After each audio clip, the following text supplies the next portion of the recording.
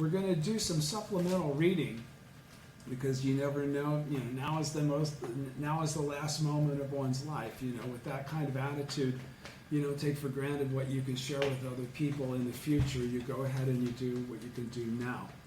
And there are a couple of Goshos that, because they're so long and because of their content, a lot of times they're really not talked about by President Keita. They're not lectured on specifically. And I'm not going to lecture on them because I'm not qualified to.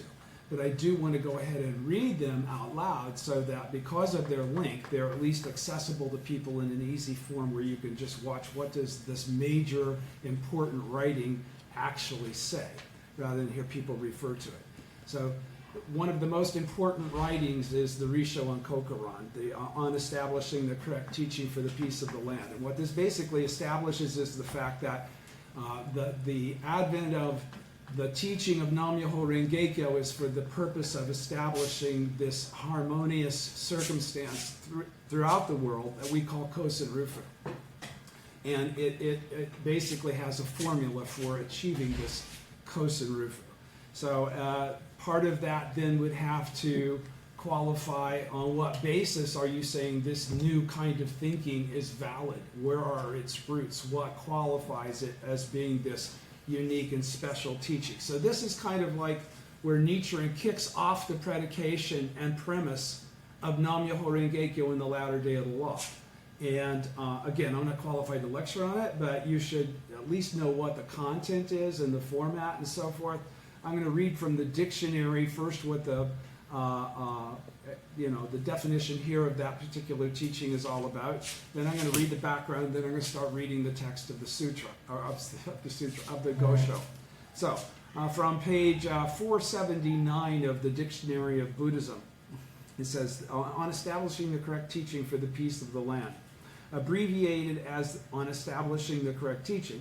One of Nichiren's 5 or 10 major writings, Nichiren submitted this treatise to Hojo Tokiyori, the retired regent, but still the most powerful figure in Japan's ruling clan, through the offices of shogunate official Yadoya Mitsusunori on the 16th day of the 7th month of 1260. Around the 1250s, Kamakura and Japan as a whole experienced a series of floods and landslides, epidemics and famine, and an earthquake of unprecedented scale in 1257. In an effort to clarify the fundamental cause for these disasters, Nichiren visited Jisho Temple at Iwamoto in Suruga province in 1258 to do research in its sutra library in preparation for writing this treatise. As a result, he found ample documentary support for his arguments in such sutras as the Benevolent Kings, Medicine Master, Great Collection, and Golden Light sutras. The treatise begins by depicting the misery caused by the frequent disasters ravaging Japan, and regards the fact that the whole nation is turning against the correct teaching as a major factor responsible for the unprecedented disasters. Nichiren explains that the people should abandon their faith in erroneous teachings and embrace the correct teaching, asserting that this is the basis for establishing a peaceful land. On establishing the correct teaching was written in classical Chinese and consists of a dialogue between a host and a visitor. It is generally considered that the host represents Nichiren and the visitor, Hojo Tokiyori. In this treatise, Nichiren presents numerous scriptural references to the disasters that will befall a nation that follows incorrect teachings. He makes an unsparing criticism of the Pure Land teachings of Honen. The Medicine Master Sutra lists the 7 disasters, of which Nichiren points out that 5 have already occurred. The remaining 2, internal strife and foreign invasion, will happen without fail, he says, if the rulers continue to support erroneous doctrines. Later, these prophecies were fulfilled when Hojo Tokisuke revolted against his younger half-brother, Regent Hojo Tokimune, in the second month of 1272, and when the Mongol forces attacked Japan twice in 1274 and 1281. During the years he resided at Minobu, Nichiren created an expanded version of this treatise by adding scriptural passages, but the keynote remained the same as in the 1260 version. In the 9th month of 1282, shortly before his death, Nichiren lectured on this treatise to his followers. The attention He continued to give it long after it was submitted, including making several copies and having his disciple Nico copy it also, demonstrates the importance he attached to this work, which is why I'm reading it. And that he intended it for future generations as well as his contemporaries. Okay, so then we go to page 26. This is at the very beginning of volume 1 of the writings of Nichiren Daishonin, because it's one of the first. It is the first major Gosho in this particular book. So on page 26, background. On the 28th day of the 4th month, 1253, Nichiren Daishonin established the teaching of Nam-myoho Renge-kyo at Seichoji Temple in his native province of Awa, and later he returned to Kamakura, the seat of the military government, to begin propagation. In examining the records, we find that in those days the era names were changed frequently. The year 1253 was in the Kensho era. 3 years later, in 1256, the era name was changed to Kogen, and the next year to Shoka. Then 2 years later, in 1259, it was changed to Shogun. The following year to Buno, and the year after that to Kocho. In the 5 years from 1256 to 1261, the era name changed 5 times. An era name was usually changed only on the accession of a new emperor or when some natural disaster or severe proportions severe proportions occurred. The frequency of these changes attests to the magnitude of the disasters that struck Japan during this period. Soon after the Daishonin's arrival, Kamakura and the country as a whole faced a series of disasters and conflicts that served to emphasize his conviction that the latter day of the law had indeed been entered upon. On the 6th day of the 8th month of 1256, torrential rainstorms caused floods and landslides, destroying crops and devastating much of Kamakura. In the 9th month of the same year, an epidemic swept through the city, taking many lives. During the 5th, 8th, and 11th months of 1257, violent earthquakes rocked the city, and the 6th and 7th months witnessed a disastrous drought. Most frightful of all was an earthquake of unprecedented scale that occurred on the 23rd day of the 8th month. The year 1258 witnessed no lessening of natural calamities. The 8th month saw storms destroy crops throughout the nation, and floods in Kamakura drowned numerous people. In the 10th month of the same year, Kamakura was visited by heavy rains and severe floods. In the first month of 1258, fires consumed Jinfuku-ji Temple, and in 1259, epidemics and famine were rampant, and a violent rainstorm decimated crops. So an unprecedented period of natural disaster and obstruction of the forces and influences nobody has any control over were affecting all of the inhabitants of Japan at that time. Nichiren Daishonin sought answers to the cause of these disasters in the scriptural writings of Buddhism. In an effort to clarify it, he went to Jishoji Temple in Iwamoto in Saruga province, and he stayed there from 1258 through the middle of 1260. As a major temple of the Tendai school in eastern Japan, Jisoji housed many important sutras in its scripture library. The Daishonin pored over all of them. As a result, Nichiren Daishonin found evidence for his theory in such sutras as the Benevolent King's Medicine Master Great Collection and Golden Light Sutras. He quotes passages from these sutras in the present text on establishing the correct teaching for the peace of the land, chronologically the first of his 5 major works. The work was originally written in classical Chinese and submitted to Hojo Tokiyori through the offices of high-ranking government official Yadoya Mitsunori on the 16th day of the 7th month of the first year of Bruno, 1260. Tokiyori was then living in retirement, but was still the most influential member of the ruling Hojo clan. The work occasioned no immediate reaction, and no official response was made to the Daishonin, but the members of the government were incensed at the rational but unrelenting attack that the work made on the Pure Land teachings of Honen and his followers.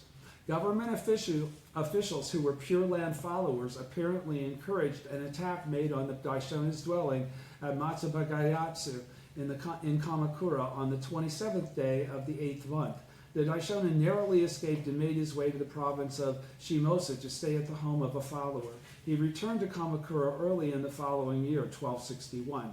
He remained continually under the threat of persecution and was summarily banished to Izu on the 12th day of the 5th month of the same year. The work consists of a dialogue between a host and a visitor. The host represents Nichiren Daishonin, and the visitor, it is thought, represents Hojo Tokiyori.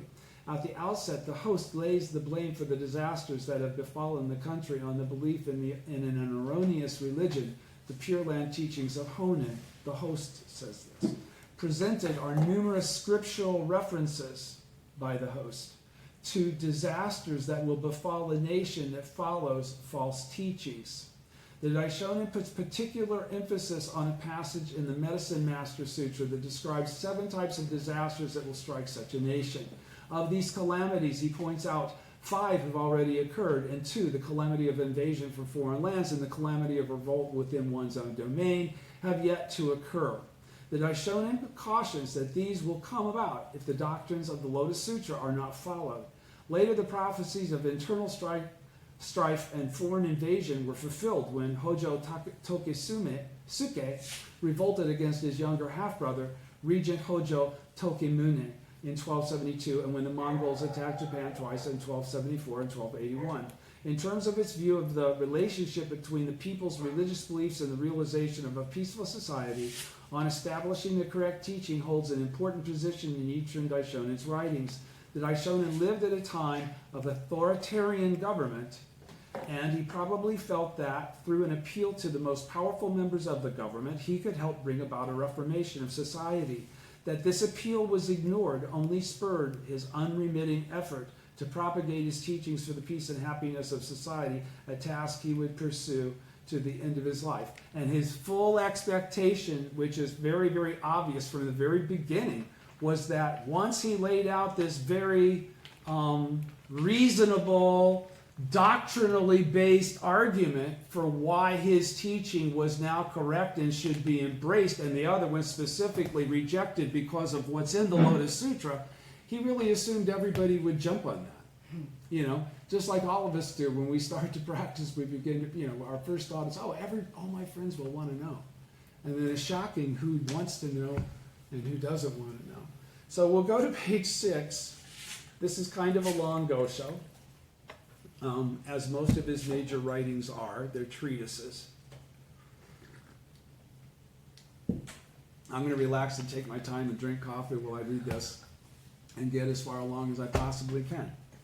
It takes a lot out of you to do this reading, frankly. Okay. On establishing the correct teaching for the peace of the land, page 6. Once there was a traveler who spoke these words in sorrow to his host. In recent years, there have been unusual disturbances in the heavens, strange occurrences on earth, famine and pestilence, all affecting every corner of the empire and spreading throughout the land. Oxen and horses lie dead in the streets, and the bones of the stricken crowd the highway. Over half the population has already been carried off by death, and there is hardly a single person who does not grieve. All the while, some put their whole faith in the sharp sword of the Buddha Amida, and intone the name of this Lord of the Western land. Others believe that hearing the name of the Buddha Medicine Master will heal all ills, and recite the sutra that describes this thus come one of the eastern region. Some putting their trust in the passage of the Lotus Sutra that says his illness will be wiped out, and he will know neither old age nor death, pay homage to the wonderful words of that sutra. Others are relying upon the sutra passage that reads, the 7 disasters will instantly vanish and the 7 blessings will instantly appear. Conduct ceremonies at which 100 priests expound the sutra at 100 preaching platforms. There are those who follow the esoteric teachings of the True Word School and conduct rituals in which they fill 5 jars with water, and others who devote themselves entirely to seated meditation and try to perceive the emptiness of all phenomena as clearly as the moon. Some write out the names of the 7 guardian spirits and paste them on 1,000 gates. Others paint pictures of the 5 mighty bodhisattvas and hang them all over 10,000 thresholds. And still others pray to the heavenly gods and earthly deities in ceremonies conducted at the four corners of the capital and on the four boundaries of the nation. Taking pity on the plight of the common people, the rulers carry out government on a national and local levels in a benevolent manner. But despite all these efforts, they merely exhaust themselves in vain. Famine and epidemics rage more fiercely than ever. Beggars are everywhere in sight, and scenes of death fill our eyes. Corpses pile up in mounds like observation platforms, and dead bodies lie side by side like planks on a bridge.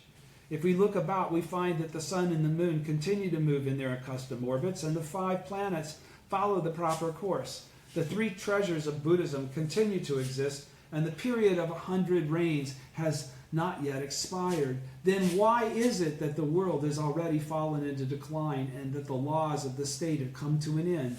What is wrong? What error has been committed? The host then spoke. I have been brooding alone upon this matter, indignant in my heart. But now that you have come, we can lament together. Let us discuss the question at length. When a man leaves family life and enters the Buddhist way, it is because he hopes to attain Buddhahood through the teachings of the Buddha. But attempts now to move the gods fail to have any effect, and appeals to the power of the Buddhas produce no results. When I observe carefully the state of the world today, I see people who give way to doubt because of the lack of understanding on the part of eminent priests. They look up at the heavens and mouth their resentment, or gaze down at the earth and sink deep into despair. I have pondered the matter carefully with what limited resources I possess, and have looked a little at the scriptures for an answer. The people of today all turn their backs upon what is right to a person. They give their allegiance to evil. This is the reason that the benevolent deities have abandoned the nation and departed together, that sages leave and do not return, and in their stead devils and demons come, and disasters and calamities occur. I cannot keep silent on this matter. I cannot suppress my fears. The guest said, these disasters that befall the empire, these calamities of the nation, I am not the only one pained by them. The whole populace is weighed down with sorrow. Now I have been privileged to enter the orchid room and listen to these enlightening words of yours. You speak of the gods and sages taking leave, and of disasters and calamities arising in sequence. Upon what sutras do you base your views? Could you describe for me the passages of proof? The host said, there are numerous passages that could be cited in a wide variety of proofs. For example, in the Golden Light Sutra, we read, the 4 heavenly kings said to the Buddha, though this sutra exists in the nation, its ruler has never allowed it to be propagated.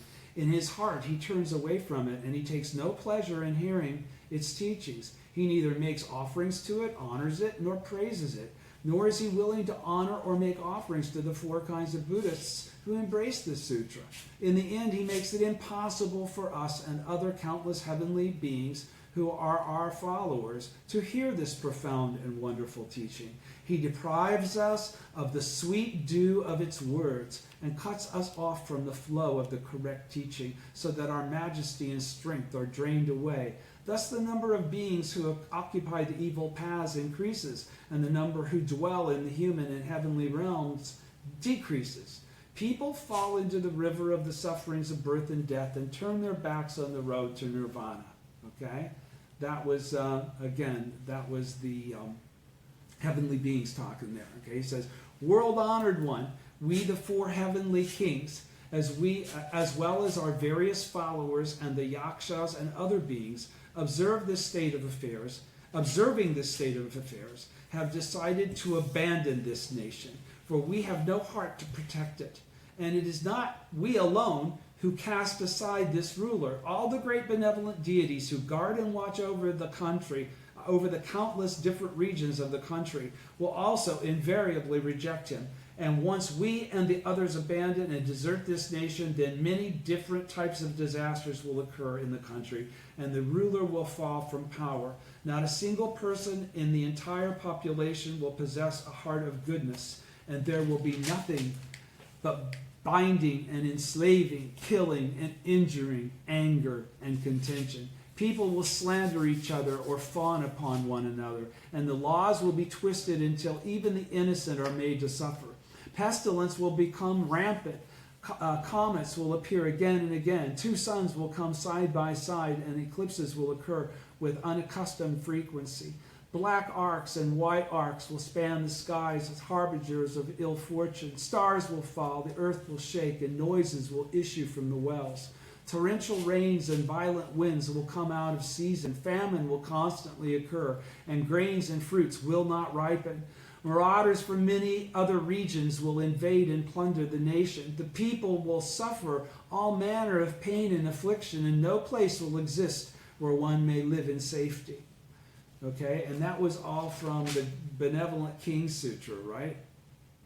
The Golden Light Sutra says, okay, and so that was all the Golden Light Sutra. He goes on with the Great Collection Sutra. The Great Collection Sutra says, when the teachings of the Buddha truly become obscured and lost, then people will all let their beards, hair, and fingernails grow long, and the laws of the world will be forgotten and ignored. At that time, loud noises will sound in the air, and the earth will shake. Everything in the world will begin to move as though it were a water wheel. City walls will split and tumble, and all houses and dwellings will collapse. Roots, branches, leaves, petals, and fruits will lose their medicinal properties. With the exception of the heavens of purity, all the regions of the world of desire will become deprived of the 7 flavors and the 3 kinds of vitality until not a trace of them remain anymore. All the good discourses that lead people to emancipation will at this time disappear. The flowers and fruits that grow in the earth will become few and will lose their flavor and sweetness. The wells, springs, and ponds will all go dry.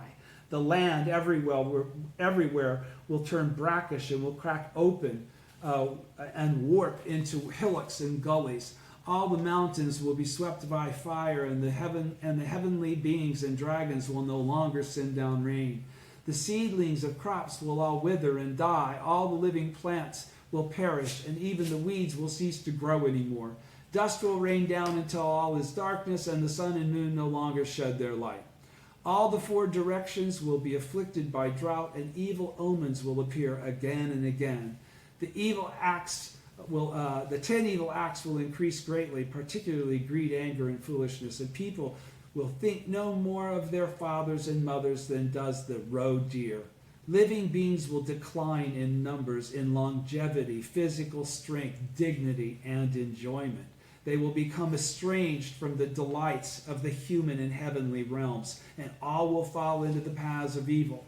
The wicked rulers and monks who perform these 10 evil acts will curse and destroy my correct teaching and make it difficult for those in the human and heavenly realms to stay there. At that time, the benevolent deities and heavenly kings who would ordinarily take pity on living beings will abandon this impure and evil nation, and all will make their way to other regions. The Benevolent King Sutra states, when a nation becomes disordered, it is the spirits that first show signs of rampancy. Because the spirits become rampant, all the people of the nation become disordered. Invaders come to plunder the country, and the common people face annihilation.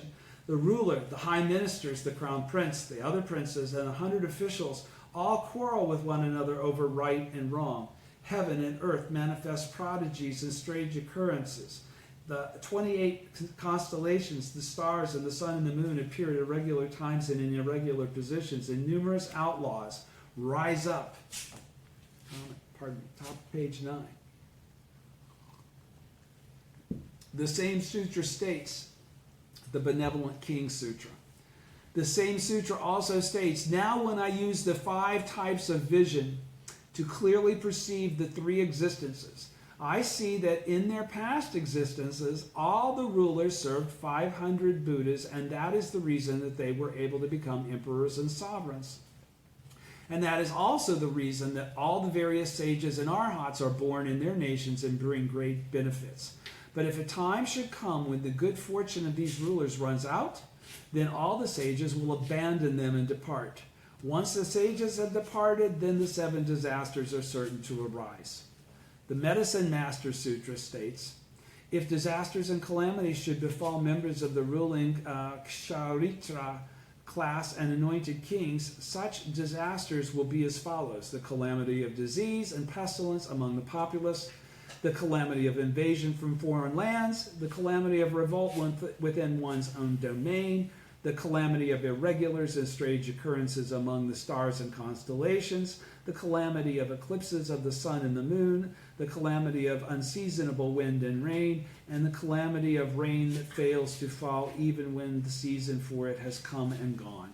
In the Benevolent King's Sutra, the Buddha addresses King Prasenajit with these words: Great King, the region where my teachings now hold sway consists of 1 billion Sumeru worlds with 1 billion suns and moons. Each of these Sumeru worlds comprises 4 continents. In the southern continent of Jambudvipa, there are 16 great states, 500 middle-sized states, and 10,000 small states. In these states, 7 types of fearful disasters may occur. All the rulers of these states agree that these are indeed disasters. What then are these disasters? When the sun and moon depart from their regular courses, when the seasons come in wrong order, when a red sun or a black sun appears, when 2, 3, 4, or 5 suns appear at the same time, when the sun is eclipsed and loses its light, or when 1, 2, 3, 4, or 5 coronas appear around the sun, this is the first disaster. When the 28 constellations do not move in their regular courses, when the metal star, the broom star, the wheel star, the demon star, the fire star, the water star, the wind star, the ladle star, the southern dipper, the northern dipper, the great stars of the 5 garrisons, and all the many stars that govern the ruler, the 3 high ministers, and the 100 officials, when each of these stars manifests some peculiar behavior, this is the second disaster. When huge fires consume the nation and the people are all burned to death, or when there are outbreaks of demon fire, dragon fire, heavenly fire, mountain god fire, human fire, tree fire, or bandit fire. When these prodigies appear, this is the third disaster. When huge floods drown the population, when the seasons come out of order, when there is rain in winter, snow in summer, thunder and lightning in winter, and ice, frost, and hail in the 6th month, when red, black, or green rain falls, when mountains of dirt and stones come raining down, or when it rains dust, sand, or gravel, when the rivers and streams run backwards, when mountains are afloat and boulders washed away, when freakish happenings of this kind occur, this is the fourth disaster. When the huge winds blow the people to their death, and the lands, the mountains and rivers and the trees and forests are all at one time wiped out, when great winds come out of season, or when black winds, red winds, green winds, heavenly winds, earthly winds, fire winds, and water winds blow, when prodigies of this kind occur, this is the fifth disaster. When heaven and earth and the whole country are stricken by terrible heat, so that the air seems to be on fire, when the 100 plants wither and the 5 kinds of grain fail to ripen, when the earth is red and scorched and the inhabitants all perish, when prodigies of this kind occur, this is the sixth disaster. When enemies rise up on all 4 sides and invade the nation, when rebels appear in the capital and the outlying regions, when there are fire bandits, water bandits, wind bandits, and demon bandits, and the population is subjected to devastation and disorder, and fighting and plundering break out everywhere. When prodigies of this type occur, this is the 7th disaster. The Great Collection Sutra says, though for countless existences in the past the ruler of a state may have practiced the giving of alms, observed the precepts, and cultivated wisdom, if he sees that my teaching is in danger of perishing and stands idly by without doing anything to protect it, then all the inestimable roots of goodness that he has planted through the practices just mentioned will be entirely wiped out, and this country will become the scene of 3 inauspicious occurrences. The first is high grain prices, the second is warfare, and the third is epidemics. All the benevolent deities will abandon the country, and although the ruler may issue commands, the people will not obey them. The country will constantly be invaded and vexed by neighboring nations. Violent fires will rage out of control. Fierce winds and rains will abound. Waters will swell and overflow, and the inhabitants will be blown about by winds or swept away by floods. Don't forget about everything I just read that was going on in the Kamakura era at this time. The paternal and maternal relatives of the ruler will join in plotting revolt. That's what happened. Before long, the ruler will fall gravely ill, and after his life has come to an end, he will be reborn in the great hell. And the same fate will befall the ruler's consort, his heir, the high ministers of the state, the lords of cities, the village heads and generals, the magistrates of districts, and other officials. The passages I have quoted from these 4 sutras are perfectly clear. What person in 10,000 could possibly doubt their meaning? Yet the blind and the deluded recklessly trust to distorted doctrines and fail to recognize the correct teaching. Even though each one of these sutras is not the Lotus Sutra, the part that he just quoted is part of the perfect teaching. You understand that, right? Okay. And yet the blind and the deluded recklessly trust to distorted doctrines and fail to recognize the correct teaching. Therefore, throughout the empire these days, people are inclined to turn away from the Buddhas and the sutras and no longer endeavor to protect them. Because of this, the benevolent deities and sages abandon the nation and leave their accustomed places. As a result, demons and evil spirits bring about disasters and cause calamities. The guest, that has been the host laying all this out there. Now the guest comes back and says, the guest thereupon flushed with anger and said, Emperor Ming of the latter Han dynasty, having comprehended the significance of his dream of a golden man, welcomed the teachings of Buddhism brought by white horses. Prince Jogu, having put down the rebellion of the Maurya and an opponent of Buddhism, proceeded to construct temples and pagodas. Since that time of the ruler on down to the common people, all have worshipped the Buddha images and devoted their attention to the scriptures. As a result, in the monasteries of Mount Hei and the southern capital at Nara, at the temples of Onjoji and Toji, throughout the land abounded by the 4 seas, in the 5 provinces of the capital area and along the 7 marches, Buddha images and Buddhist scriptures have been ranged like stars in the sky, and halls of worship have spread like clouds. Those who belong to the lineage of Shariputra meditate on the moon atop Eagle Peak, while those who adhere to the traditions of Hakle Naishiyashas transmit teachings of Mount Kukutapada. How then can anyone say that the teachings of the Buddha's lifetime are despised, or that the 3 treasures of Buddhism have ceased to exist? If there is evidence to support such a contention, I would like to hear all the facts. Okay? In other words, if you're going to say all this stuff is what's the problem? Okay, so the host says, anxious to justify, to clarify his words, replied, to be sure, Buddhist halls stand rooftop to rooftop, and sutra storehouses are ranged eave to eave. Priests, are as numerous as bamboo plants and rushes, monks as common as rice and hemp seedlings. The temples and priests have been honored from centuries past, and every day respect is paid them anew. But the monks and priests today are fawning and devious, and they confuse the people and lead them astray. The ruler and his subjects lack understanding and fail to distinguish between what is correct and what is erroneous. The Benevolent King's Sutra, for example, says evil monks hoping to gain fame and profit in many cases appear before the ruler, the crown prince, or the other princes, and take it upon themselves to preach doctrines that lead to the violation of the Buddhist law and the destruction of the nation.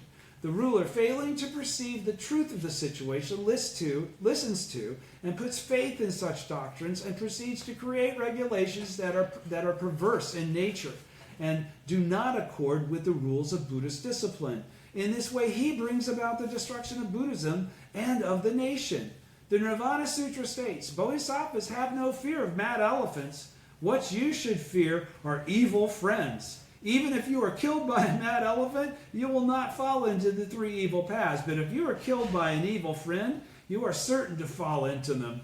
The Lotus Sutra says, in that evil age there will be monks with perverse wisdom and hearts that are fawning and crooked, who will suppose they have attained what they have not attained, being proud and boastful in heart.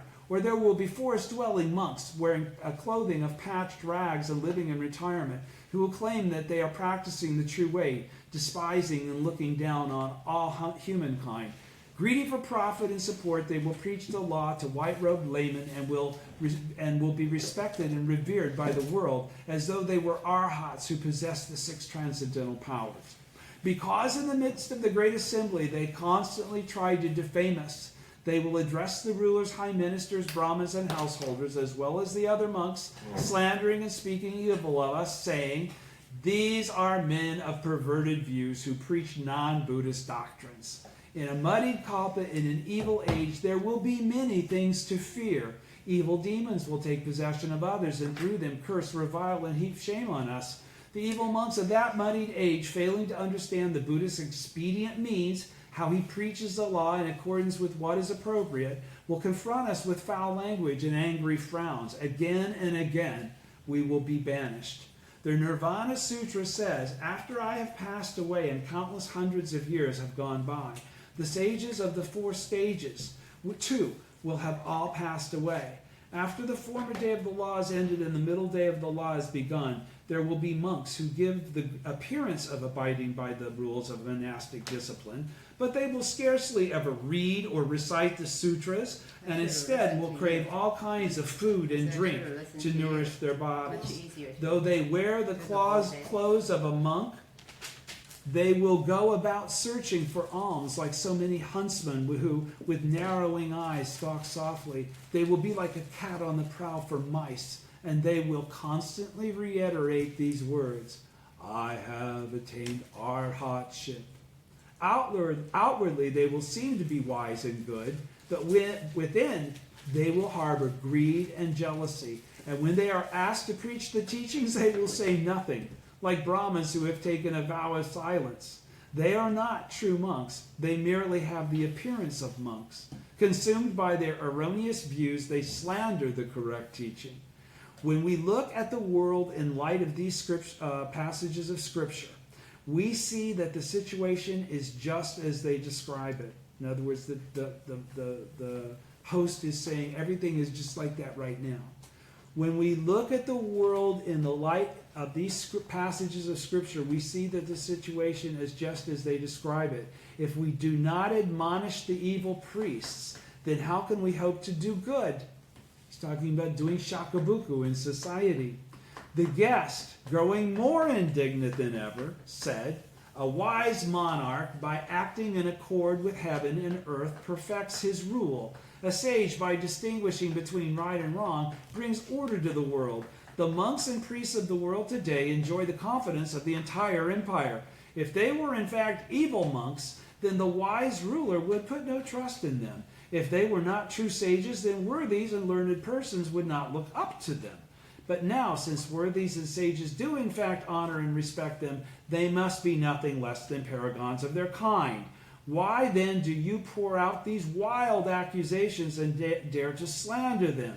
To whom are you referring when you speak of evil monks? I would like an explanation." The host said, "In the time of the retired Emperor Gotoba, there was a priest named Honen, who wrote a work entitled the Nembutsu Chosen Above All. He contradicted the sacred teachings of the Buddha's entire lifetime and brought confusion to people in every direction. Nembutsu Chosen Above All states, regarding the passage in which the medicine master Tao Cho distinguished between the sacred way teachings and the Pure Land teachings and urged people to abandon the former and immediately embrace the latter. First of all, there are 2 kinds of sacred way teachings, the Mahayana and the Hinayana. Judging from this, we may assume that the esoteric Mahayana teachings and the true Mahayana teachings are both included in the sacred way. If that is so, then the 8 present-day schools, the true word Zen, Tiandai, Flower Garland, 3 treatises, Dharma Characteristics, Treatise on the 10 Stages Sutra, and Summary of the Mahayanas, all are included in the sacred way that is to be abandoned. The Dharma teacher Tuolun, in his commentary on the teacher on the rebirth of the Pure Land states, and I note that Bodhisattva Nagarjuna's commentary on the 10 Stages Sutra says, there are 2 ways by which a Bodhisattva may reach the state of aradhitaka, of arhat, or non-retrogression. One is the difficult to practice way, the other is the easy to practice way.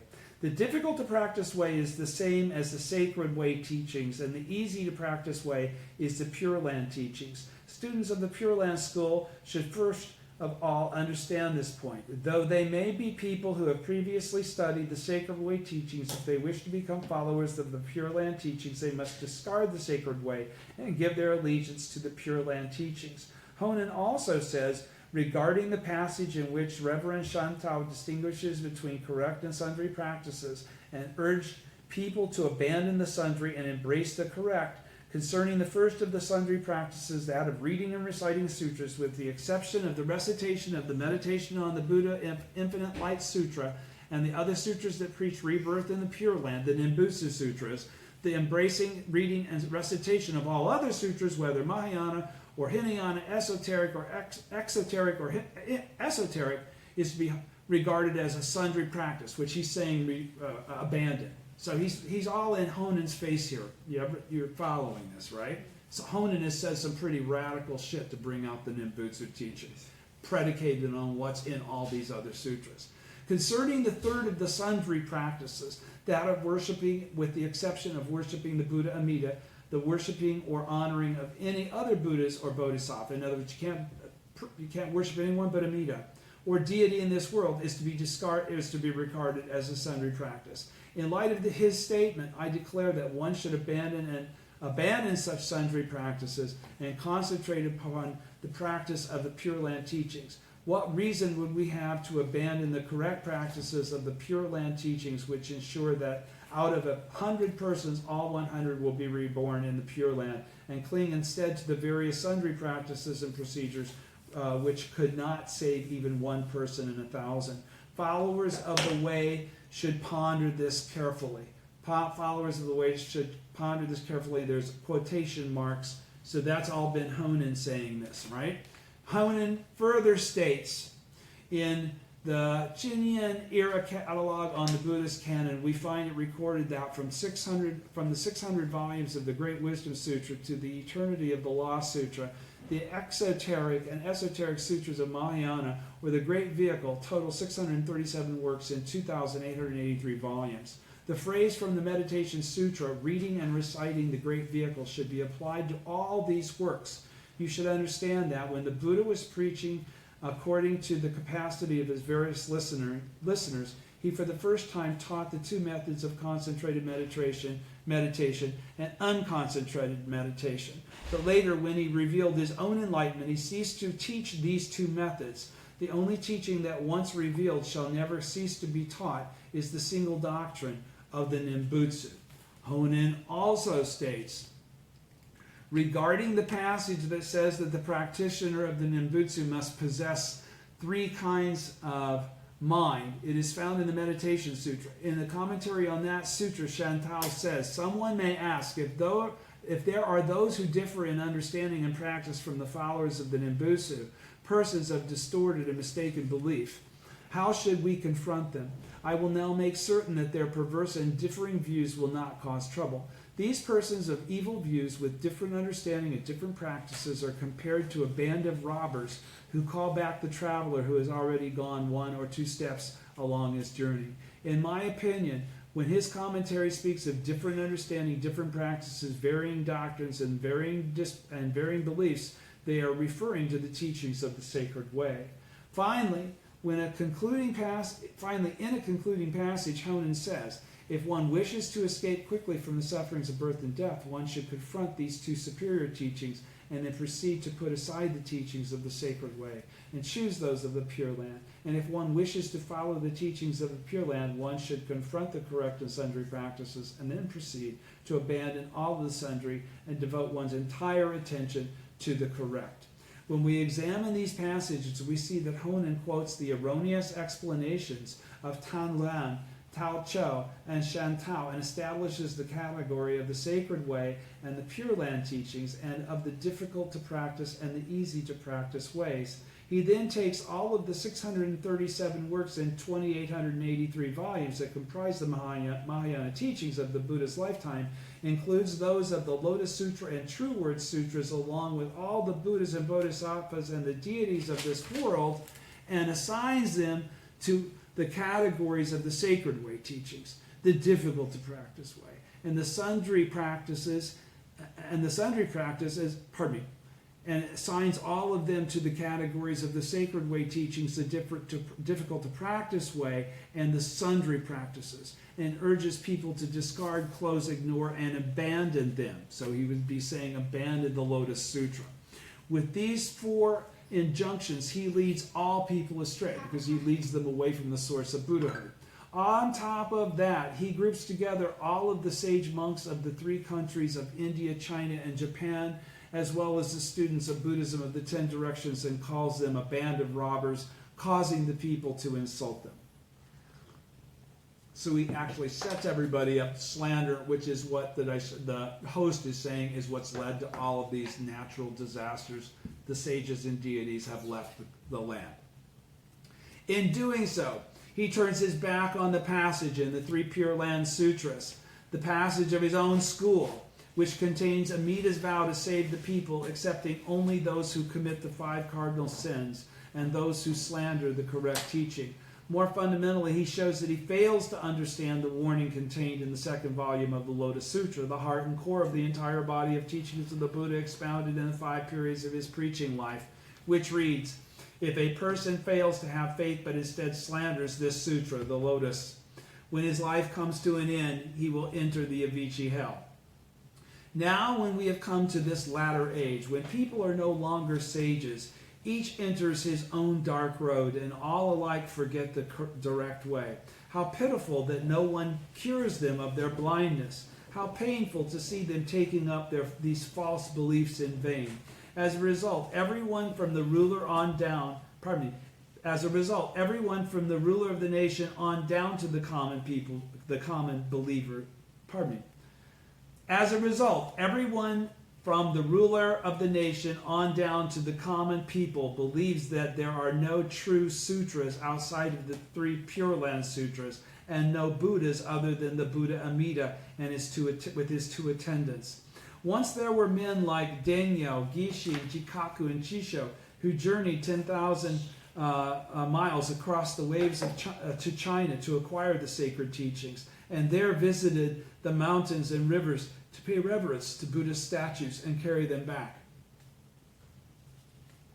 In the same cases, they built holy temples on the peaks of high mountains in which to preserve these scriptures and statues. In other cases, they constructed sacred halls in the bottoms of deep valleys where such objects could be worshipped and honored. As a result, the Buddhist Shakyamuni and medicine masters shone side by side, casting their influence upon present and future ages, while the Bodhisattva's space treasury and earth repository brought benefit to the living and the dead. The rulers of the nation contributed to districts or villages so that the lamps might continue to burn bright before the images, while the stewards of the great estates gave their fields and gardens as an offering. But because of this book by Honen, this Nimbutsu chosen above all, the Lord of teaching, Shakyamuni, is forgotten, and all honor is paid to Amida, the Buddha of the Western region. The transmission of the law from Shakyamuni Buddha is ignored, and Medicine Master, the thus come one of the Eastern region, is neglected. Attention is paid only to the 3 Pure Land Sutras in 4 volumes, and all the other wonderful scriptures that Shakyamuni expounded throughout the 5 periods of his preaching life are cast aside. If temples are not dedicated to Amida, then people no longer have any desire to support them or pay honor to the Buddhas enshrined there. If priests are not practitioners of the Nembutsu, then people quickly forget all about giving those priests alms.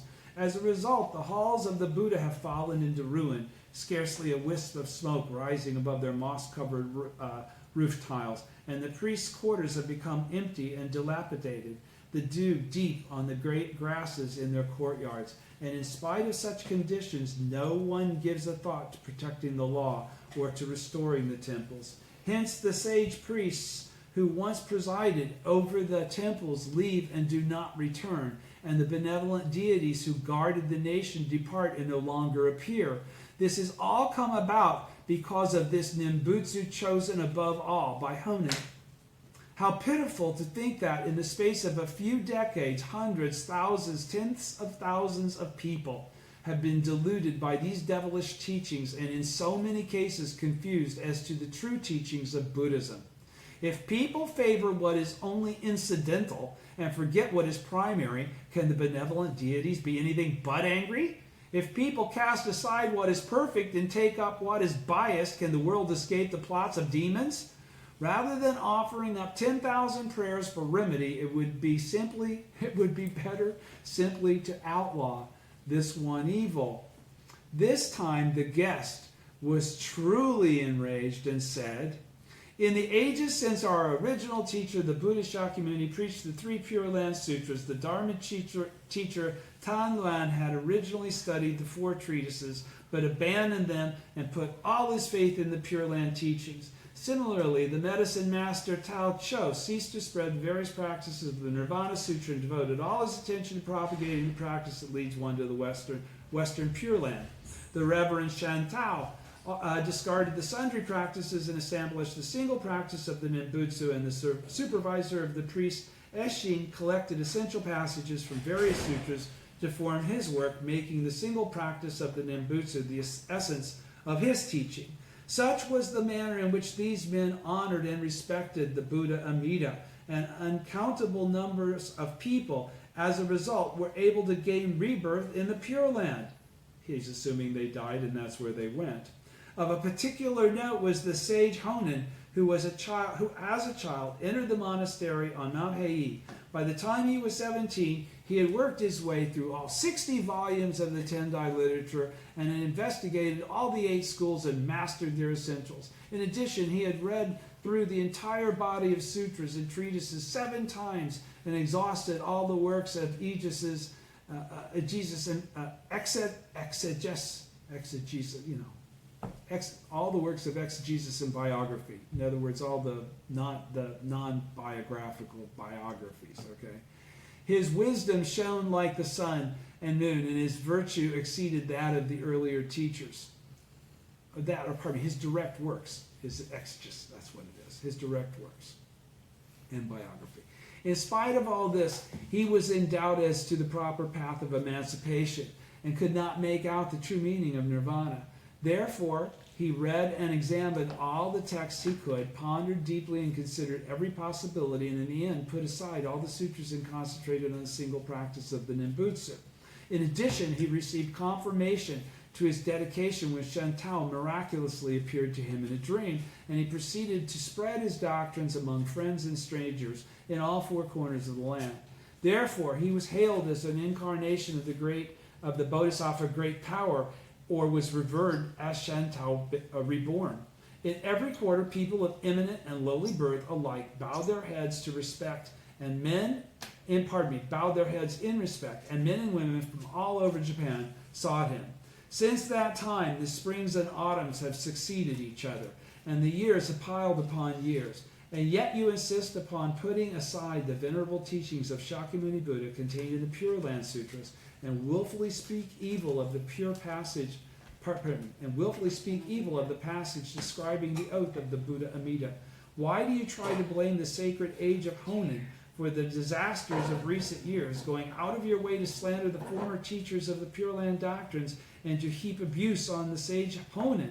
You are, as the saying goes, deliberately blowing back the fur and hunting for flaws in the leather, deliberately piercing the skin in hopes of drawing blood.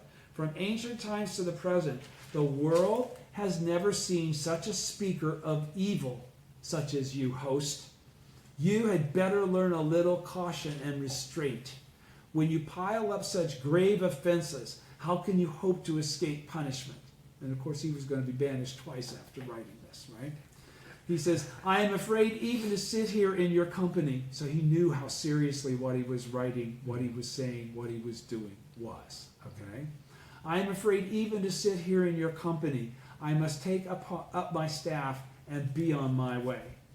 The host, smiling, restrained his guest and said, Hey, insects that live on smartweed forget how bitter it tastes. Those who stay long in privies forget how foul the smell is.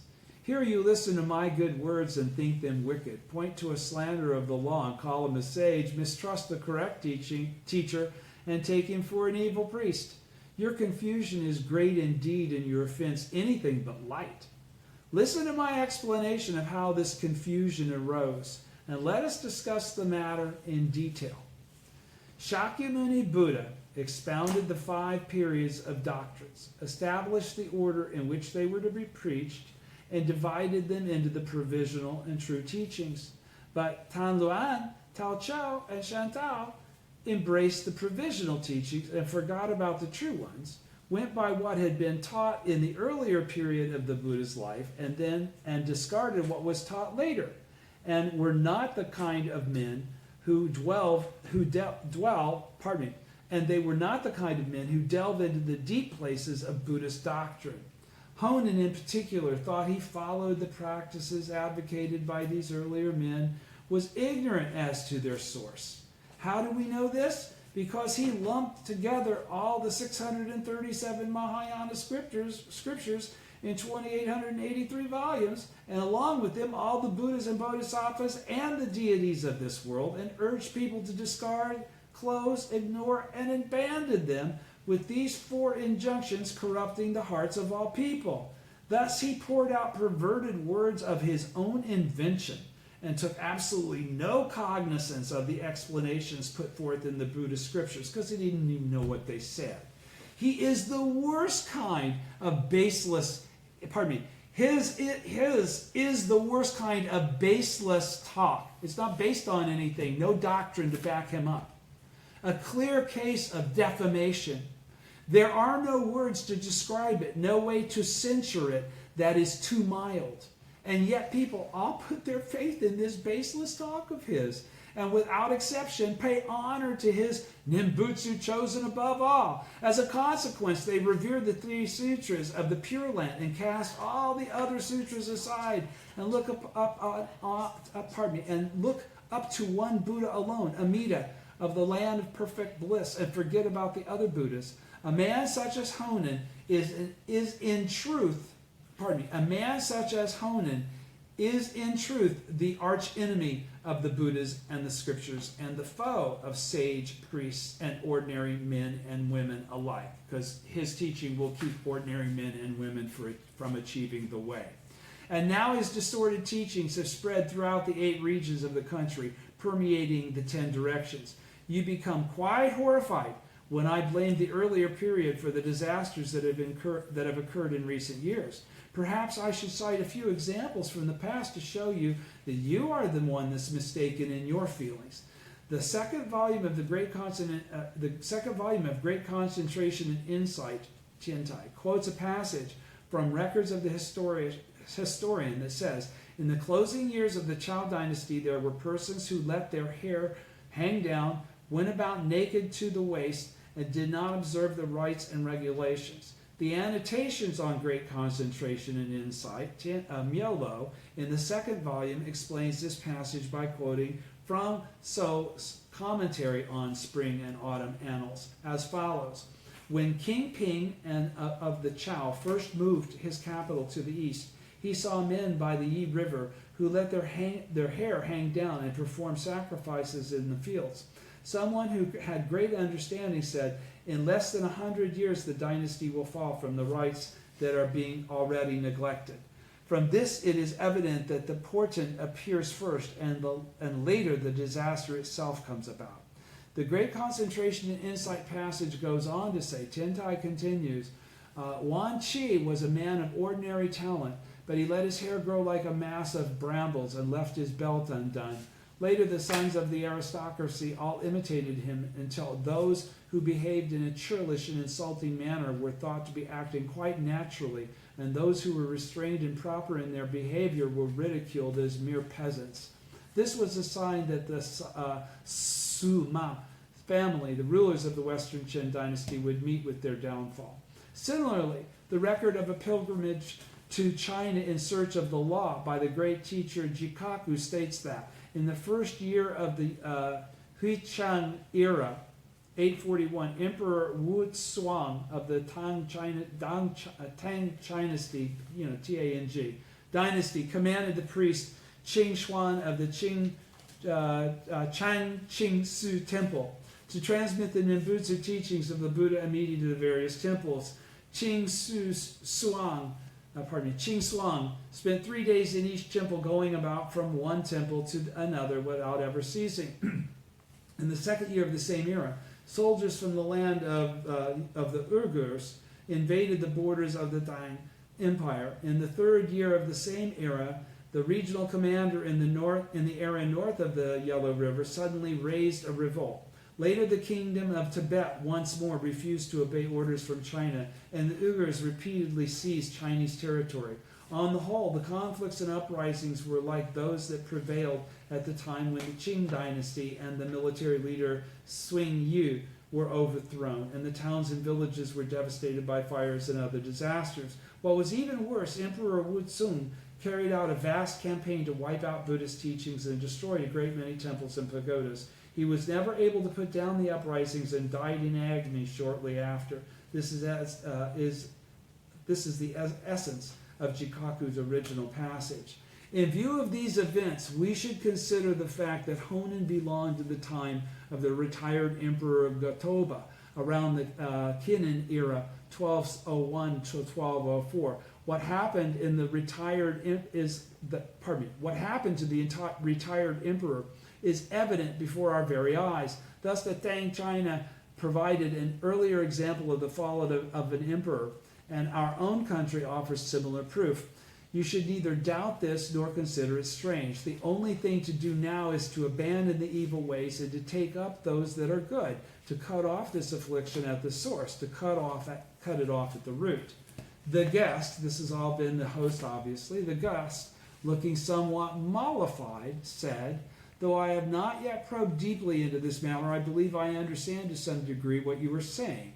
Nonetheless, throughout the area from Kyoto, the capital, to Kamakura, the headquarters of the shogun, there are numerous eminent Buddhist leaders and key figures in the clergy, and yet none of them has so far appealed to the shogun concerning this affair, like you, our host, or submitted a memorial to the throne.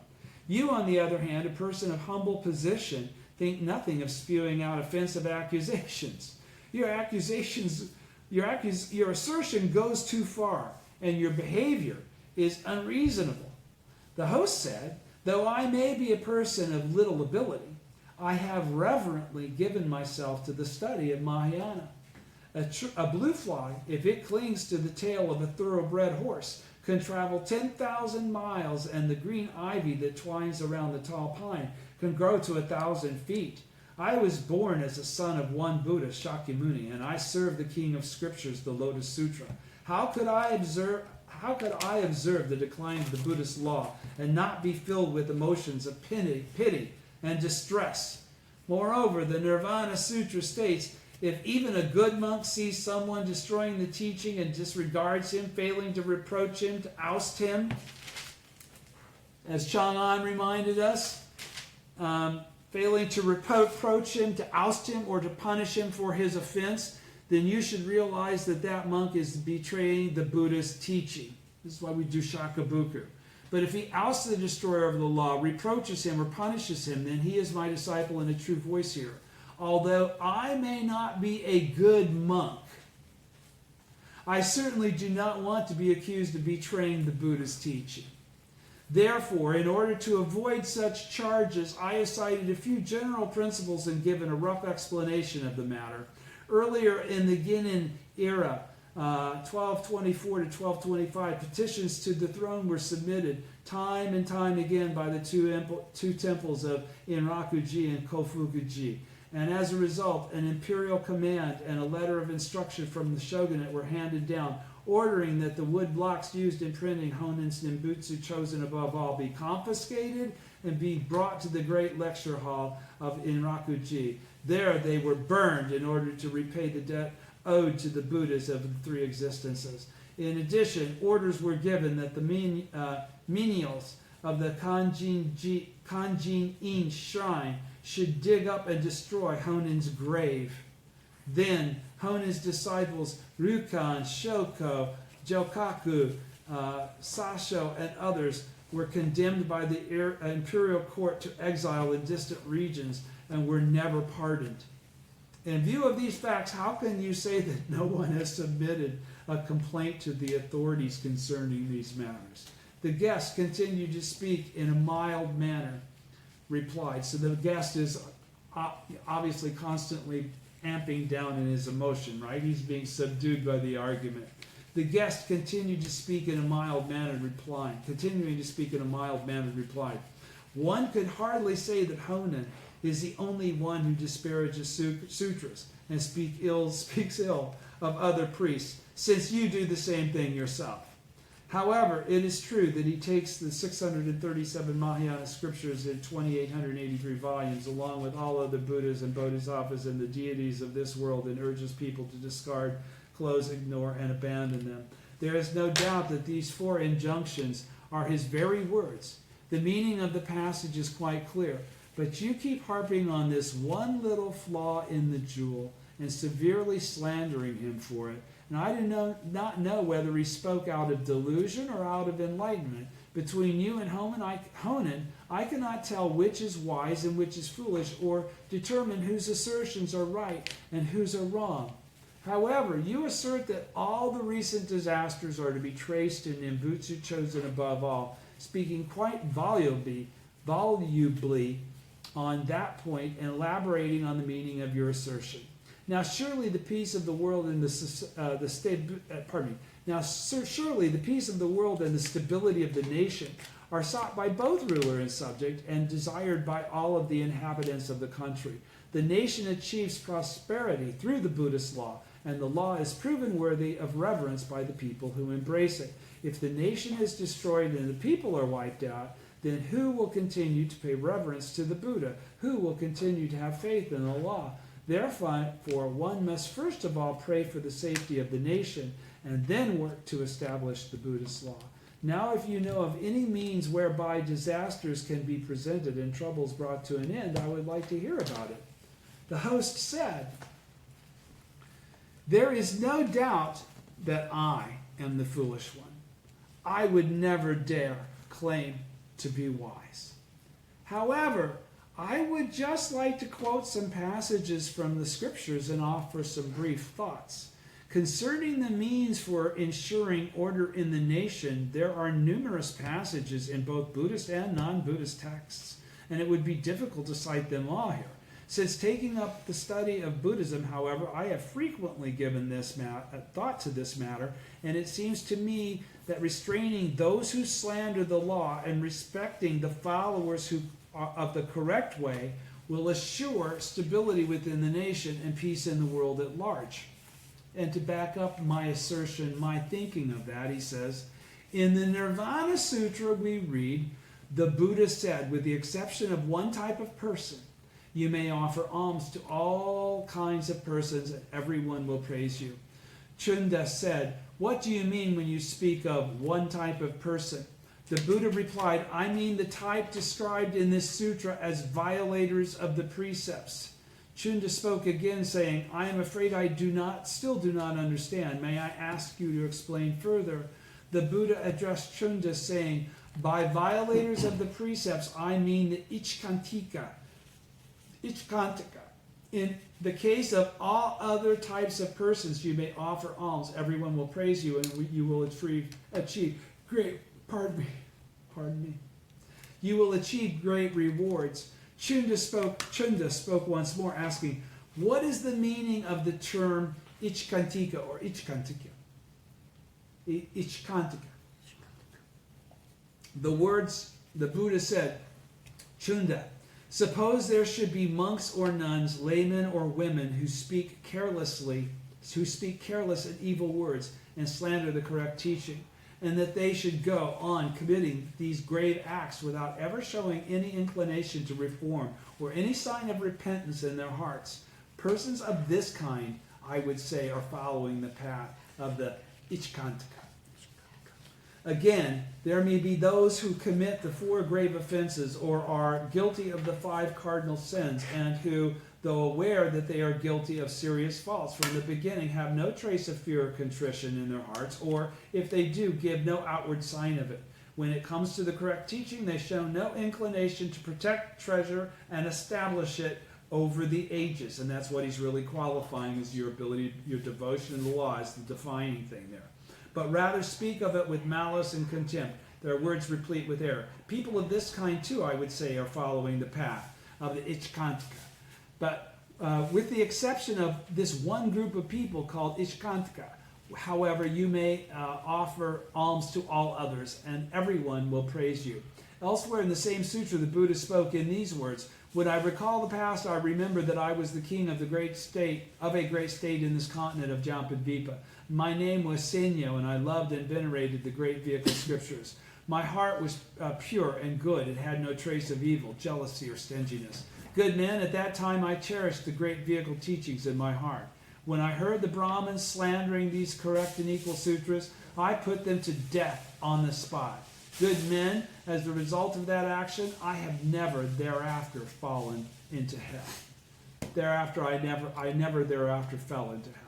In another passage it says, in the past, when the thus come one was the ruler of a nation and practiced the way of the Bodhisattva, he put to death a number of Brahmins. Again it says, there are 3 degrees of killings: the lower, middle, and upper degrees. The lower degree constitutes the killing of any humble being, from an ant to any of the various kinds of animals. But the killing of any being that a bodhisattva has chosen to be born as, to help other living beings, is excluded. As a result of the killing of a lower degree, one will fall into the realms of hell, hungry spirits, and animals, and will suffer all the pains appropriate to a killing of a lower degree. Why should this be? Because even animals and other humble beings possess the roots of goodness, insignificant though those roots may be. That is why a person who kills such a being must suffer full retribution for his offense. Killing any person, from an ordinary mortal to an anagamen, constitutes what is termed the middle degree. As a consequence of such an act of killing, one will fall into the realms of hell, hungry spirits, and animals, and will suffer all the pains appropriate to a killing of middle degree. The upper degree of killing refers to the killing of a parent, an arhat, a pratyeka Buddha, or a bodhisattva who has practiced who has reached the stage of non-regression. For such a crime, one will fall into the great Avicii hell. Good men, if someone were to kill an Ichkantika, that killing would not fall into any of the 3 categories just mentioned. Good men, the various Brahmins that I have said were put to death, all of them were in fact Ichkantikas. In the Benevolent King Sutra, we read, the Buddha announced to King Prajasanji, whether I entrust the protection of my teachings to the ruler of the nation rather than the monks and nuns. Why do I do so? Because they do not possess the kind of power and authority that the king has. The Nirvana Sutra states, now I entrust the correct teaching which is unexpelled to the rulers, the ministers, and the high officials and the 4 kinds of Buddhists. If anyone should vilify the correct teaching, then the ministers and the 4 kinds of Buddhists should reprimand him and bring him to order.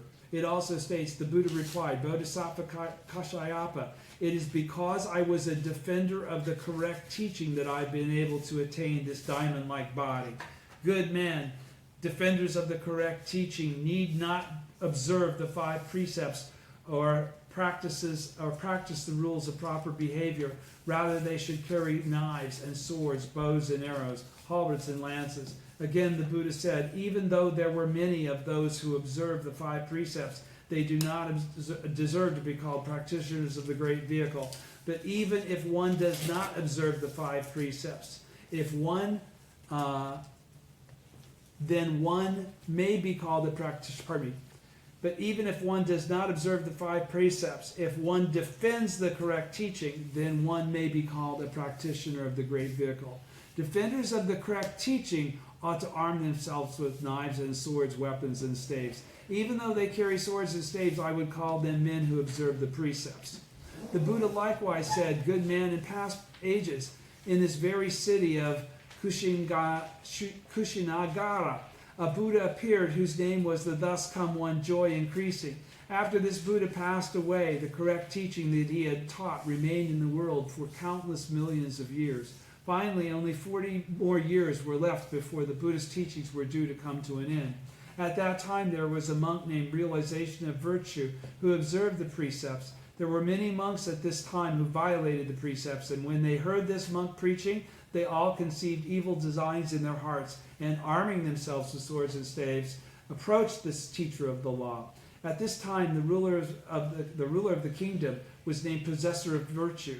He received reports of what was happening, and in order to defend the teaching, he went at once to the palace where the monk was preaching the law, and fought with all his might against the evil monks who broke the precepts. As a result, the monk who had been preaching was able to escape grievous injury, but the king received so many wounds from the knives and swords, halberds and lances, that he was there on the spot, that there was not a spot on his body the size of a mustard seed that remained unharmed. At this time, this monk, Realization of Virtue, praised the king, saying, "Splendid, splendid, you, O king, are now a true defender of the correct teaching. In ages to come, this body of yours will surely become a boundless vessel of the law." At that time, the king had already heard the teaching, and he felt great joy in his heart. Thereupon, his life came to an end, and he was reborn in the land of the Buddha Ashoboya, where he became the Buddha's principal disciple. Moreover, all the military leaders, citizens, and associates of the king who had fought beside him or had rejoiced in his effort were filled with an unflagging determination to achieve enlightenment when they died. All of them were reborn in the land of the Buddha Akshayaboya. Later, the monk Realization of Virtue also died, and he too was reborn in the land of the Buddha Akshaboya, where he became second among the Buddha's voice-hearer disciples. Thus, if the correct teaching is about to come to an end, this is the way one ought to support and defend it. Kashayapa, the king who lived at that time, was I myself, and the monk who preached was the Buddha Kashayapa. Kashayapa, who's those who defend the correct, he's talking to Bodhisattva Kashayapa, but he's talking about his lifetime, identifying him as the Buddha Kashayapa. Kashayapa, those who defend the correct teaching enjoy this kind of boundless reward. As a consequence, I've been able to obtain the distinguished characteristics that I possess today, to adorn myself with, and put them on the Dharma body that can never be destroyed. Then the Buddha declared to the Bodhisattva Kashayapa, "For this reason, laymen, believers, and others who wish to defend the law should arm themselves with swords and staves and protect it in this manner." Shakabuku. Good men, in the age after impurity and evil, after I have passed away, the nation will fall into devastation and disorder. Men will plunder and steal from one another, and the common people will be reduced to starvation. Think World War II, post-war Japan. Because of hunger, many men at that time will declare their determination to leave their families and become monks. Men such as these may be called shave-pates. When this crowd of shave-pates see anyone who is attempting to protect the correct teaching, they will chase after him and drive him away, or even kill him or do him injury. That is why I now give permission for monks who observe the precepts to associate with and keep company with white-robed laymen who bear swords and staves. Even though they carry swords and staves, I would call them men who observe the precepts. But although they may carry swords and staves, they should never use them to take life. They're for defense only. The Lotus Sutra says that if a person fails to have faith, but instead slanders this sutra, immediately he will destroy all the seeds for becoming a Buddha in this world. When his life comes to an end, he will enter the Avicii hell. The meaning of these passages from the sutra is perfectly clear. What need is there for me to add any further explanation? If we accept the words of the Lotus Sutra, then we must understand that slandering the Mahayana scriptures is more serious than committing the 5 cardinal sins countless times. Therefore, one who does so will be confined in the great citadel of the Avicii hell and cannot hope for release for an immeasurable length of time. According to the Nirvana Sutra, even though one may give alms to a person who has committed the 5 cardinal sins, you must never give alms to a person who has slandered the law. That's why no honen. One who kills so much as an ant will invariably fall into the 3 evil paths, but one who helps eradicate slander of the law will ascend to the state from which there can be no retrogression. You'll become an arhat. Thus, the passage tells us that the monk realization of virtue was reborn as the Buddha Kashyapa, and that king possessor of virtue was reborn as the Buddha Shakyamuni. The Lord of the Lotus and the Nirvana Sutras represent the very heart of the doctrines that Shakyamuni preached during the 5 periods of his teaching life. Their warnings must be viewed with the utmost gravity. Who would fail to heed them? And yet those people who forget about the correct way and slander the law put more trust more than ever in Honin's Nimbutsu chosen above all, and grow blinder than ever in their foolishness. Thus some of them, remembering how their master looked in life, fashioned wooden sculptures and paintings of him, while others, putting faith in his perverse teachings, carved wood blocks with which to print his ugly words. These writings they scatter about throughout the area, bounded by the seas, carrying them beyond the cities and into the countryside, until wherever honor is paid, it is the practitioners of this school, and wherever alms are given, it is to the priests of this school. As a result, we see people cutting off the fingers of the images of Shakyamuni and refashioning them to form the gesture of Amida, or converting the temples of formerly dedicated to medicine master, the thus come one of the eastern region, and replacing his statues with those of Amida, the thus come one of the western land.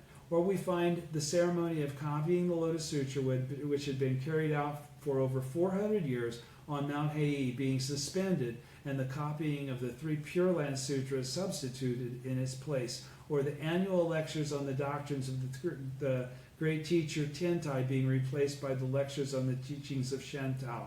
Indeed, the slanderous people and their associates are too numerous to count. If this is what was going on, then that's some serious slander. Are they not destroyers of the Buddha? I mean, my goodness, from our perspective, that would be serious slander. Are they not destroyers of the law? Are they not destroyers of the Buddhist order? Are their distorted teachings derived from Nimbutsu chosen above all? Alas, how pitiful that people should turn their backs on the true words of the prohibitions spoken by the thus come one, Shakyamuni himself. How tragic that they should heed the gross and deluded words of this ignorant priest, Honin. If we hope to bring order and tranquility to the world without further delay, we must put an end to these slanders of the law that fill the country. I've only got a couple more. I'm going to go ahead and finish it. All right. The guest said on page 22, the guest said, if we are to put an end to these people who slander the law and do away with those who violate the prohibitions of the Buddha, then are we to condemn them to death as described in the sutra passages you just cited? And if we do that, then we ourselves will be guilty of inflicting injury and death upon others, and will suffer the consequences, will we not? In the Great Collection Sutra, the Buddha says if a person shaves his head and puts on clerical robes, then whether that person observes the precepts or violates them, both heavenly and human beings should give him alms. In doing so, they are giving alms and support to me, for that person is my son. But if men beat that person, then they are beating my son, and if they curse and insult him, they are reviling me. If we stop to consider, we must realize that, regardless of whether one is good or bad, right or wrong, if he is a priest, then he deserves to have alms and nourishment extended to him. For how could one beat and insult the son and still not cause grief and sorrow to the father?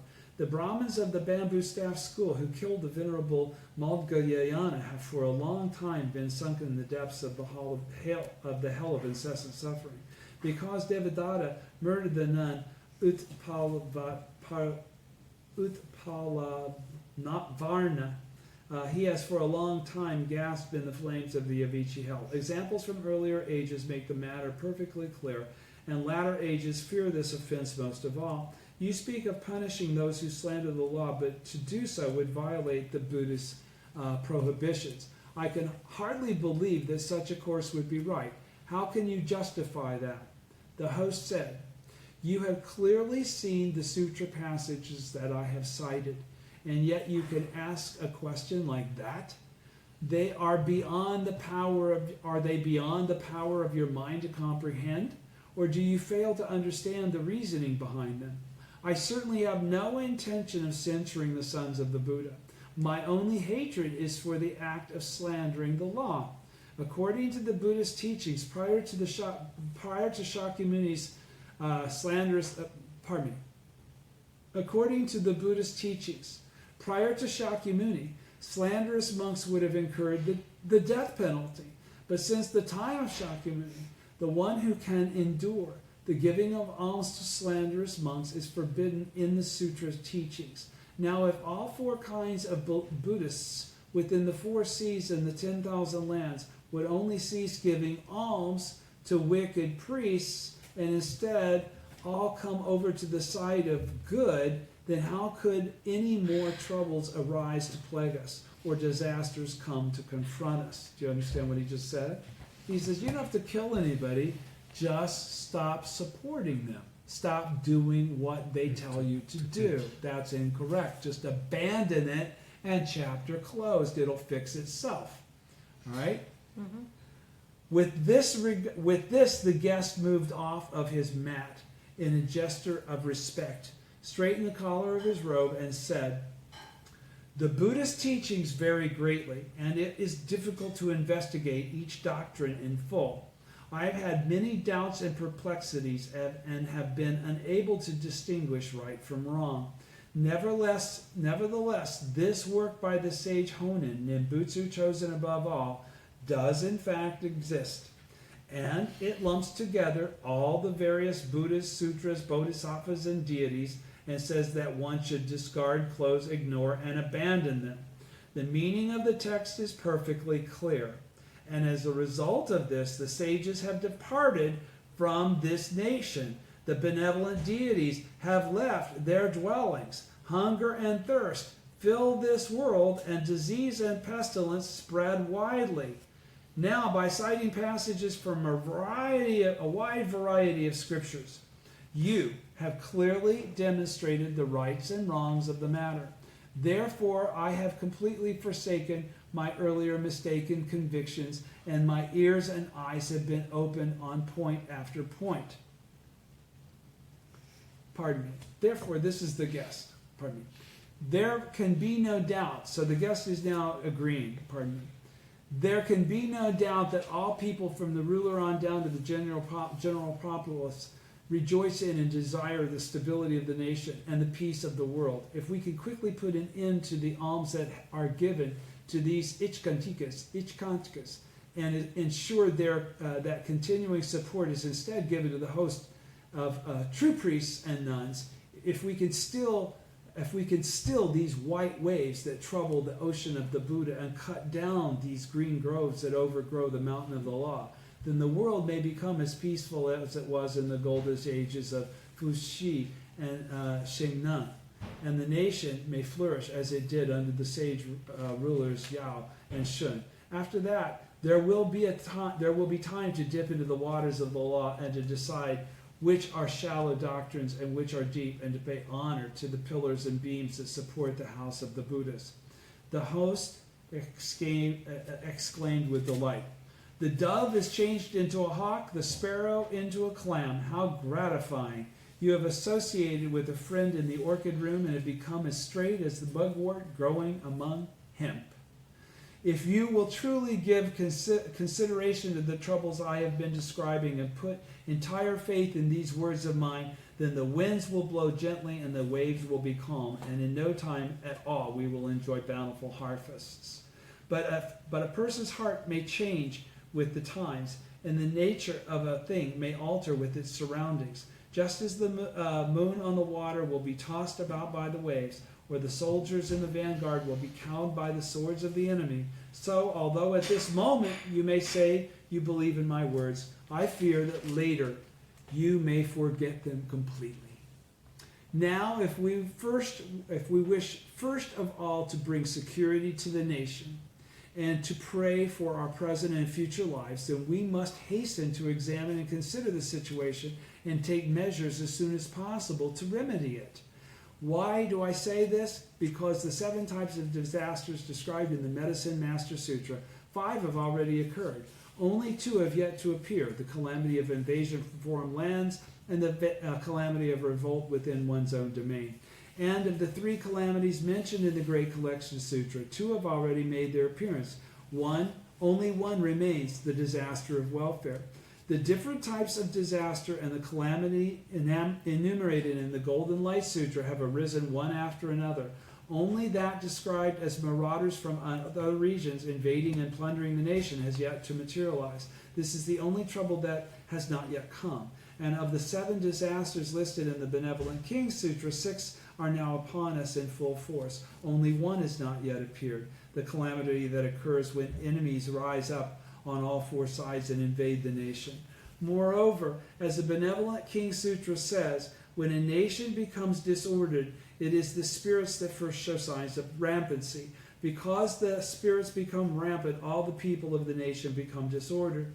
Now, if we examine the present situation carefully in light of this passage, we will see that the various spirits have for some time been rampant, and many of the people have perished.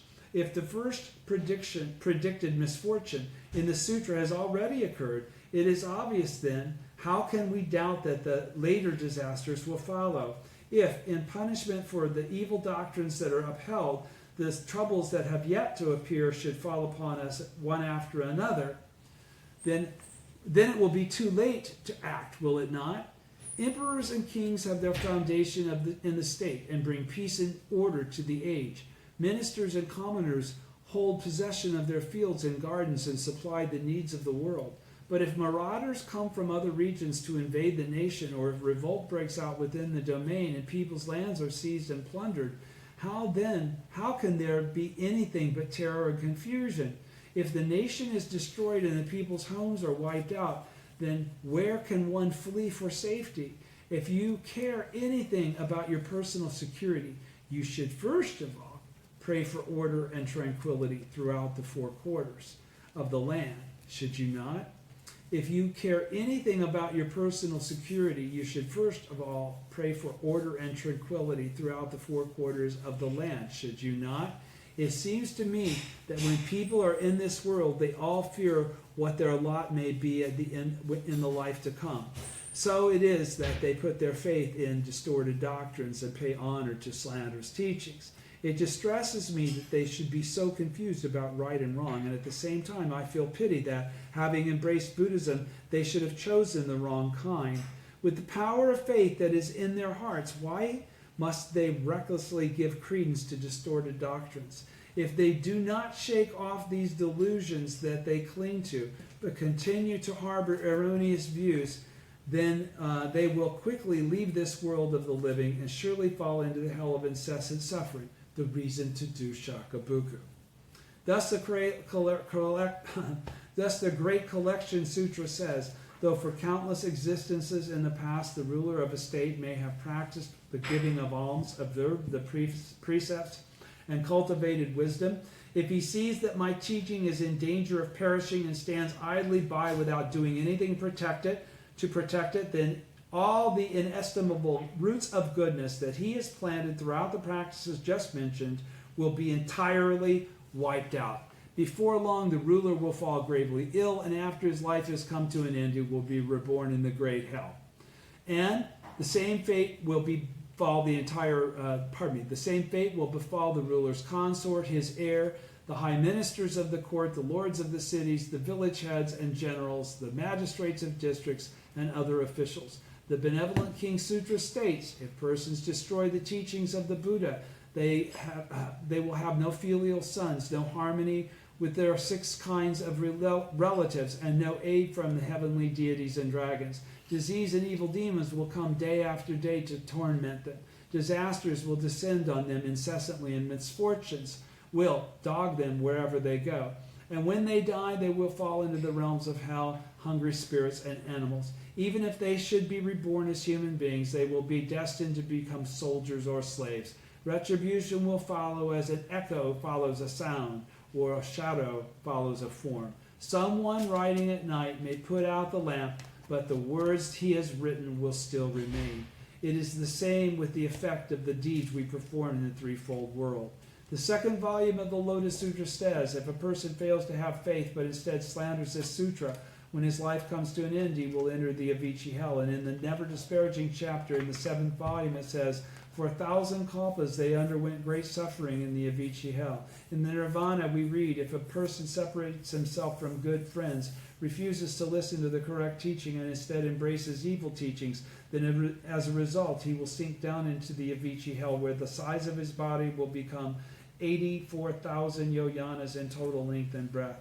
When we examine this wide variety of sutras, we find that they all stress how grave a matter it is to slander this correct teaching. How pitiful that people should go out of the gate of the correct teaching and enter so deep into the prison of these distorted doctrines. How stupid that they should fall one after another into the snares of these evil doctrines and remain for so long entangled in this net of slanderous teachings.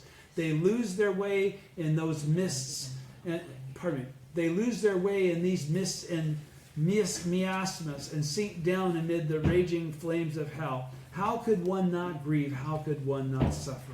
Therefore, you must quickly reform the tenets that you hold in your heart and embrace the one true vehicle, the single good doctrine of the Lotus Sutra. If you do so, then the threefold world will become the Buddha land. And how could a Buddha land ever decline? The regions of the 10 directions will all become treasure realms. And how could a treasure realm ever suffer harm? If you live in a country that knows no decline or diminution, in a land that suffers no harm or disruption, then your body will find peace and security, and your mind will be calm and untroubled. You must believe my words. Heed what I say. The guest said, since it concerns both this life and the lives to come, who could fail to be cautious in a matter such as this? Who could fail to agree with you?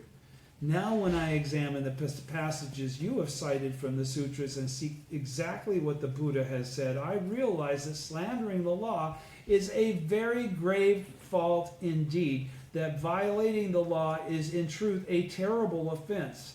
I have put all my faith in one Buddha alone, Amida, and rejected all the other Buddhas. I have honored the 3 Pure Land Sutras and set aside the other sutras. But this was not due to any distorted ideas of my own conception. I was simply obeying the words of the eminent men of the past. And at the same time, and the same is true of all other persons in the 10 directions. But now I realize that to do so means to exhaust oneself in futile efforts in this life and to fall into the Avicii hell in the life to come.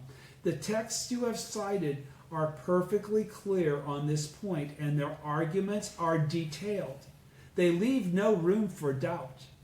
From now on, with your kind instruction to guide me, I wish to continue dispelling the ignorance from my mind. I hope we may set about as quickly as possible taking measure to deal with these slanders against the law and to bring peace to the world without delay, thus ensuring that we may live in safety and in this life and enjoy. I hope we may set about as quickly as possible taking measures to deal with these slanders against the law and to bring peace to the world without delay, thus ensuring that we may live in safety in this life and enjoy good fortune in the life to come. But it is not enough that I alone should accept and have faith in your words. We must see to it that others as well are warned of their errors. Okay, and then I got to go to the postscript, which is actually on page 31. This was written sometime later. All right, he says, I compiled the above work, the postscript on establishing the correct teaching for the peace of the land. I compiled the above work in the first year of the Buno era with cyclical sign Kanoe Saru. That is, I began the work during the Shoka era and completed it in the first year of Buno.